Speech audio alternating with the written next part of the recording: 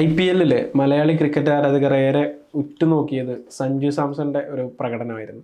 നമുക്കറിയാം സഞ്ജു പരിക്കേറ്റ ആദ്യ മത്സരങ്ങളിലൊക്കെ ക്യാപ്റ്റനായിട്ടുള്ള സഞ്ജു വെറും ഒരു ബാറ്ററായിട്ട് മാത്രമാണ് കാത്തിലിറങ്ങിയത്.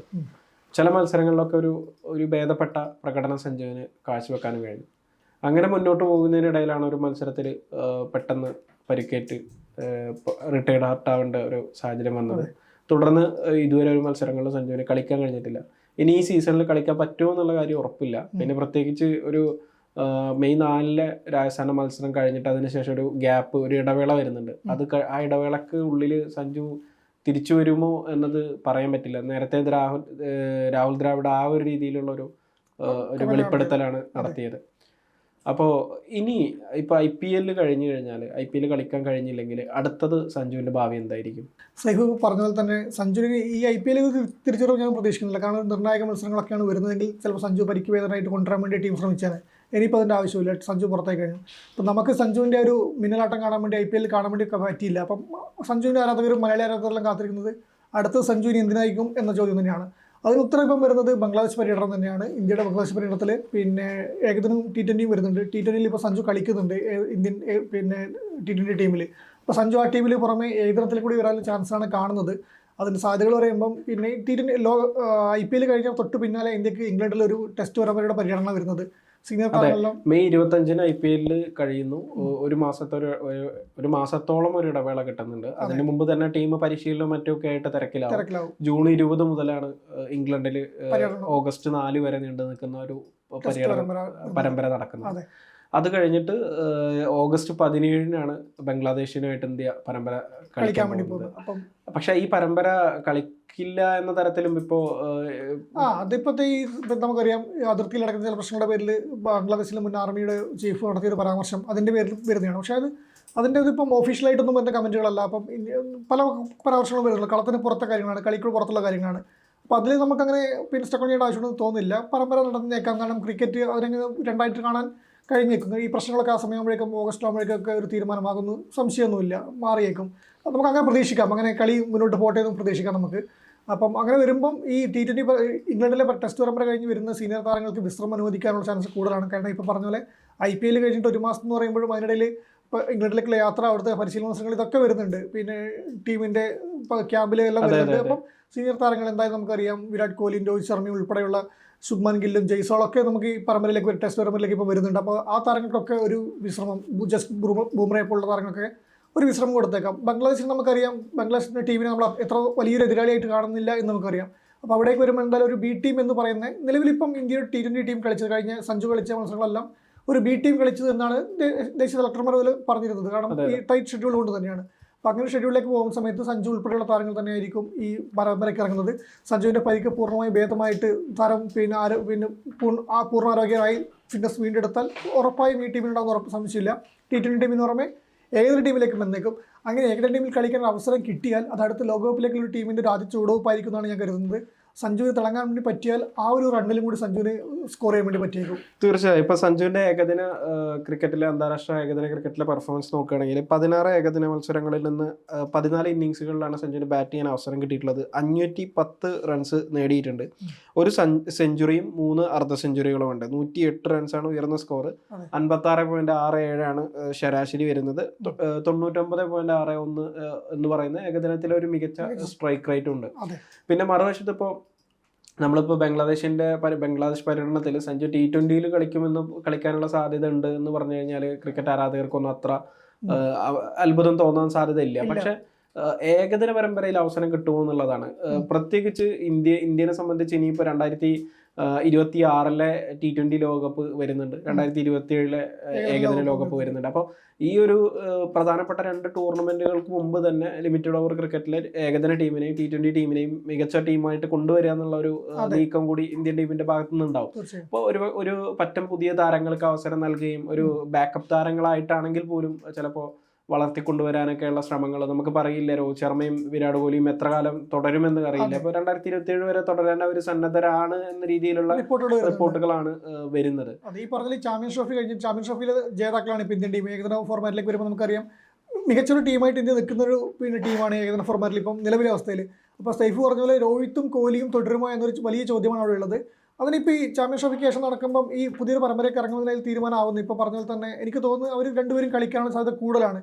അത് കളിക്കുന്നില്ലെങ്കിൽ അവർ വിരമിക്കാനുള്ള സാധ്യത ഇപ്പോൾ തന്നെ വളരെ പെട്ടെന്ന് തന്നെ ഉണ്ടാവേണ്ടതാണ്. കാരണം ഒരു ടീമിനെ പിന്നെ നമുക്കറിയാം ഒരു പ്രധാന ടൂർണമെൻറ്റ് നോക്കിയിട്ടാണ് എല്ലാ കാലത്തും നമ്മൾ ടീമിനെ വാർത്തെടുക്കാൻ ശ്രമിക്കുന്നത്. അപ്പം രോഹിത്തിൻ്റെയും കോഹ്ലിയുടെയും പിന്നെ സ്ലോട്ടോടെ ഒഴിഞ്ഞു വരുന്നുണ്ടെങ്കിൽ അത് ഇപ്പോഴേ നികത്തേണ്ടതുണ്ട്. അവിടത്തേക്ക് പുതിയ താരത്തെ കണ്ടെത്തേണ്ടതുണ്ട്. പക്ഷെ അതിനുള്ള സാധ്യത ഇനി കുറവാണ്. പക്ഷേ എങ്കിൽ കൂടി ഈ പറഞ്ഞ പോലെ ടൈറ്റ് ഷെഡ്യൂൾ വരുന്ന സമയത്ത് അവർക്ക് വിശ്രമം ലഭിക്കുകയും ബംഗ്ലാദേശിൻ്റെ മത്സരത്തിന് സഞ്ജുവിന് അവസരം ലഭിക്കുകയും ചെയ്താൽ അതിൽ തിളങ്ങാനും വേണ്ടി പറ്റിയാൽ നമുക്ക് വരുൺ ചക്രവർത്തി കഴിഞ്ഞ T20 നിന്ന് ഏകദിന ടീമിലേക്ക് എങ്ങനെയാണ് പോയതെന്ന് നമുക്കറിയാം. T20 ഫോർമാറ്റിൽ കളിച്ചിട്ട് ഏകദിന ഫോർമാറ്റിൽ അവസരം നേടിയെടുത്തതാണ്. ശ്രേയസ് അയ്യർ പിന്നെ BCCIയുടെ കരാർ റദ്ദാക്കപ്പെട്ട് ആഭ്യന്തര ക്രിക്കറ്റിൽ നിന്ന് കളിച്ച് തെളിഞ്ഞിട്ട് വന്നിട്ട് അയാൾ ഏകദിന ക്രിക്കറ്റിൽ ഫോർമാറ്റിൽ എങ്ങനെയാണ് 4ാം നമ്പറിലേക്ക് എത്തിപ്പെട്ടതെന്ന് നമുക്കറിയാം.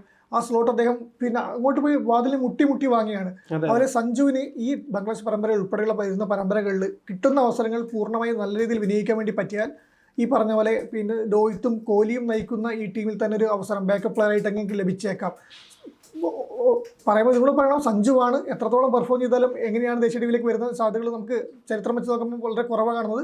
പക്ഷേ നിലവിലെ അവസ്ഥയിൽ സഞ്ജുവിനെ സാധിക്കാനുള്ള എല്ലാ ഇതുകൊണ്ട് സഞ്ജുവിൻ്റെ താരത്തിനുള്ള ഒരു എല്ലാ അന്തരീക്ഷവും ഇപ്പോൾ നമ്മൾ കഴിഞ്ഞ ദിവസം നമ്മൾ വിക്കറ്റ് കീപ്പർമാരുടെ അവസ്ഥയൊക്കെ ചർച്ച ചെയ്തിരുന്നു T20 ഫോർമാറ്റിലാണെങ്കിൽ കൂടി. അപ്പോൾ നിലവിലെ അവസ്ഥയിൽ ഇപ്പം വരുന്നതിൽ KL രാഹുലും പിന്നെ KL രാഹുൽ കഴിഞ്ഞ തൊട്ട് പിന്നിൽ നമുക്ക് എന്തുകൊണ്ടും ആശ്രയിക്കാൻ വരുന്ന താരം wicket keeper batsman Sanju Samson തന്നെയാണ്. ഋഷഭ് പന്തിനെയാണ് ദേശീയ ടീം കാണുന്നത്. അത് കരാറുകളൊക്കെ നമ്മൾ കണ്ടിട്ടുണ്ട്. കരാറുകൾ പ്രൊമോഷൻ ലഭിക്കുമ്പോൾ പന്ത് ലഭിച്ചിട്ടുണ്ട്. പക്ഷേ പന്തിൻ്റെ നിലവിലെ പ്രകടനം T20 ഫോർമാറ്റിലാണ് നമ്മളിപ്പോൾ കാണുന്നതെങ്കിൽ കൂടി ആ പ്രകടനം സഞ്ജുവിൻ്റെ താരതമ്യം ചെയ്യുമ്പോൾ പ്രശ്നമാണ്. പക്ഷേ സഞ്ജുവിൻ്റെ പരിക്കാണ് പ്രശ്നം. ആ പരിക്ക് മാറിയിട്ട് അദ്ദേഹം വന്ന് വീണ്ടും മികച്ച പ്രകടനം പുറത്തെടുക്കാൻ വേണ്ടി പറ്റിയാൽ, ഒരു സ്ഥിരത കാണിക്കാൻ വേണ്ടി പറ്റിയാൽ തീർച്ചയായും 2027 ഏകദിന ലോകകപ്പ് ടീമിലെ 15 സ്ക്വാഡിൽ സഞ്ജു ഉണ്ടായേക്കും. തീർച്ചയായും. ഇപ്പോൾ ടെസ്റ്റ് പരമ്പരക്കുള്ള ടീമിനെ ഇന്ത്യ പ്രഖ്യാപിച്ചിട്ടില്ല. ഇത് ടീമിനെ പ്രഖ്യാപിക്കുമ്പോൾ മിക്കവാറും ശുഭ്മാൻ ഗില്ലും ജയ്സ്വാളും ടീമിലുണ്ടാകാൻ തന്നെയാണ് സാധ്യത. ഇനി അവരിൽ ആരൊക്കെയാണ് ടീമിൻ്റെ ആദ്യ 11 കളിക്കുക എന്നുള്ള കാര്യങ്ങളൊക്കെ ടീം പ്രഖ്യാപിക്കുകയും ഇനി രോഹിത് ശർമ്മ ഇങ്ങനെയുള്ള കാര്യങ്ങളൊക്കെ നമ്മൾ കണ്ടറിയേണ്ട കാര്യമാണ്. രോഹിത് ശർമ്മയാണോ കോഹ്ലിയുടെ കാര്യത്തിൽ വലിയ സംശയങ്ങളൊന്നുമില്ല. പക്ഷേ ഇനിയിപ്പോൾ രോഹിത് ശർമ്മ ടെസ്റ്റ് പരമ്പരയിൽ നിന്ന് മാറി നിൽക്കുമെന്നൊന്നും പറയാൻ പറ്റില്ല നമുക്ക്. അപ്പം അങ്ങനെ വരുന്ന സമയത്ത് ഈ ഗില്ലും ജയ്സ്വാളും ടീമിലുണ്ടാകുമ്പോൾ ഇവർക്കും ഒരു ഏകദിന പരമ്പരയിൽ ഒരു വിശ്രമം കിട്ടാനുള്ള സാധ്യതയുണ്ട്. സ്വാഭാവികമായിട്ടും അങ്ങനെ കിട്ടുന്ന സമയത്ത് സഞ്ജു അതുപോലെ തന്നെ ഋതുരാജ് ഗെയ്ക്വാദ് ഈ താരങ്ങൾക്ക് ഒരു ഏകദിന ടീമിലേക്ക് ഒരു അവസരം കിട്ടും.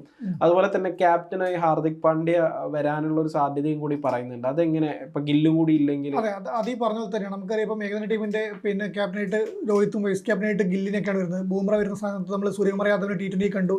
ഹാർദിക് പാണ്ഡ്യക്ക് നമ്മൾ പിന്നെ നായകനായിട്ട് പ്രൊമോഷൻ ലഭിക്കുന്ന കരുതിക്കുന്ന സമയത്താണ് ഹാർദിക്കിനെ മാറ്റി പിന്നെ ഗില്ല് ഇവിടെയും സൂര്യകുമാർ യാദവ് T20 നായകനായിട്ട് വരുന്നത് പുതിയ പരിശീലകർക്ക് കീഴിൽ. പക്ഷേ ഇപ്പോൾ ഈ പറഞ്ഞ പോലെ നമ്മൾ വരുന്ന പരമ്പരയിൽ ഇംഗ്ലണ്ട് പരമ്പര കഴിഞ്ഞ് തിരിച്ചു വരുമ്പോൾ രോഹിത്തിനും ഗില്ലിനും വിശ്രമം അനുവദിക്കുകയാണെങ്കിൽ കൂടി അടുത്ത് വരുന്ന ഓപ്ഷൻ തീർച്ചയായും ഇദ്ദേഹം തന്നെയായിരിക്കണം, ഹാർദിക് പാണ്ഡ്യ ആയിരിക്കണം. ബൂമർക്കും വിശ്രമം ലഭിക്കുന്നതിന് സംശയമില്ല. കാരണം T20 ഇംഗ്ലണ്ടിലെ പരമ്പര കഴിഞ്ഞ് തിരിച്ചു വരുമ്പം ഈ പരിക്കിന് ശേഷമാണ് അദ്ദേഹം IPL കളിക്കാൻ വേണ്ടി മുംബൈക്ക് വേണ്ടി ഇറങ്ങുന്നത്. മുംബൈ എന്തായാലും ഇപ്പോൾ പ്ലേ ഓഫ് കളിക്കുന്ന ഏകദേശം ഉറപ്പാണ്. അത് കഴിഞ്ഞ് പിന്നെ പരിശീലനത്തിനായി ഇംഗ്ലണ്ടിലേക്ക് പോയി തിരിച്ചു വരുന്ന സമയത്ത് ബൂമർക്കും വിശ്രമം നൽകിയേക്കും. ബൂമർക്കും വിശ്രമം നൽകുകയാണെങ്കിൽ പിന്നെ ആ ടീമിലൊരു സീനിയർ താരം എന്ന് പറയാൻ നമുക്ക് കാണുന്നത് ഹാർദിക് പാണ്ഡ്യ തന്നെയാണ്, ഒരു നായക നേതൃത്വമുള്ള താരം എന്ന് പറയുമ്പോൾ. അപ്പം ഹാർദിക് ഇപ്പം മുംബൈനെ മികച്ച രീതിയിൽ T20 നയിക്കുന്നുണ്ട്. അപ്പോൾ ഏകദിന ക്രിക്കറ്റിൻ്റെ നായകനായിട്ട് ഹാർദിക് പാണ്ഡ്യനെ ടീം തീരുമാനിച്ചാൽ അത് അത്ഭുതപ്പെടാനൊന്നുമില്ല.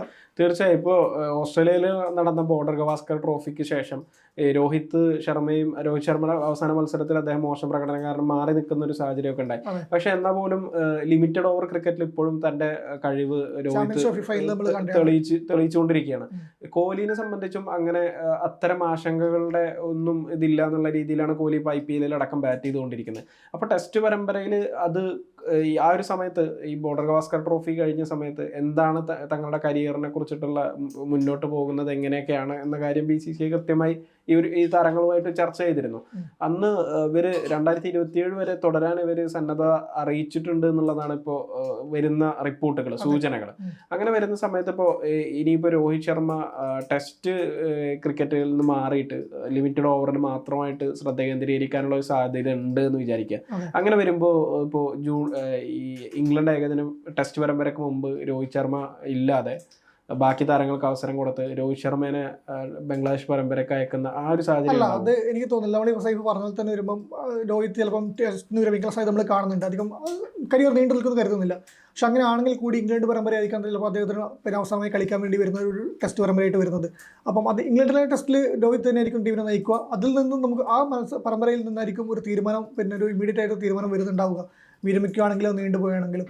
അല്ലാതെ ബംഗ്ലാദേശിന് വേണ്ടി റിസർവ് ചെയ്തിട്ട് രോഹിത്തിനെ വെക്കും എന്ന് കരുതുന്നില്ല. അല്ല, റിസർവ് ചെയ്ത് വെക്കും എന്നല്ല ഞാൻ ഉദ്ദേശിച്ചത്. ഈ പറഞ്ഞ പോലെ തന്നെ ഇങ്ങനെ സംഭവിച്ചു കഴിഞ്ഞാൽ ഇപ്പോൾ ഉദാഹരണം പറഞ്ഞാൽ ഇപ്പോൾ രോഹിത് ശർമ്മ ഇപ്പോൾ അവസാന ടെസ്റ്റ് മത്സരം ഓസ്ട്രേലിയക്കെതിരെ കളിച്ചില്ല. അപ്പോൾ ഇത്രയും ഇതൊരു ലോങ് ഒരു പരമ്പരയാണ്. ഈ പരമ്പരയിലെ എല്ലാ മത്സരങ്ങളും രോഹിത് കളിക്കുന്നില്ല എന്ന് കരുതുക. അങ്ങനെ വരുമ്പോൾ രോഹിത്തിന് വിശ്രമം ആവശ്യമില്ല, അദ്ദേഹത്തിന് കളിക്കാം. അതോ ഈ നമ്മളിതൊക്കെ പറയുമ്പോഴും ബംഗ്ലാദേശിനെ പോലുള്ള ഒരു ടീമിനെതിരെ എന്തായാലും ഈ പറയുന്ന ബി ടീമിനെ തന്നെ ഇതാക്കാനുള്ള സാധ്യത കണ്ടുവരുന്ന രീതി അതാണ്. ഈ വലിയ പരമ്പര കഴിഞ്ഞ് വരുമ്പോൾ IPL എല്ലായ്പ്പോഴും നമ്മൾ കാണുന്നത് IPL കഴിഞ്ഞ് ഇംഗ്ലണ്ടിന്റെ പരമ്പര കഴിഞ്ഞ് വരുന്ന സമയത്ത് അടുത്ത പരമ്പരക്ക് ആ ടീം നോക്കിയാൽ ഒരു ബി ടീമിനെ അയക്കുന്ന രീതി കാണാറുണ്ട്. അത് തന്നെയായിരിക്കും വരുന്നത്.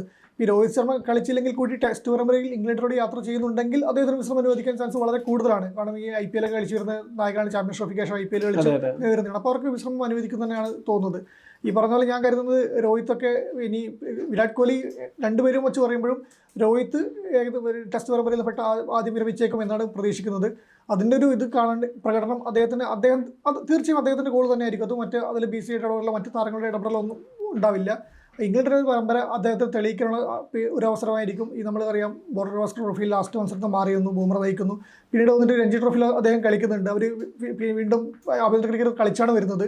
അപ്പോൾ അത് വരുന്ന താരം എന്തായാലും ഇംഗ്ലണ്ടിൽ കളിച്ചേക്കും. ഈ പറഞ്ഞ എല്ലാ മത്സരവും കളിക്കുമോ അല്ല അദ്ദേഹം വിട്ടു നിൽക്കുമോ, അതിനിടയിൽ പ്രഖ്യാപനം ഉണ്ടാകുമോ നമുക്ക് കാത്തിരുന്ന് കാണേണ്ടതുണ്ട്.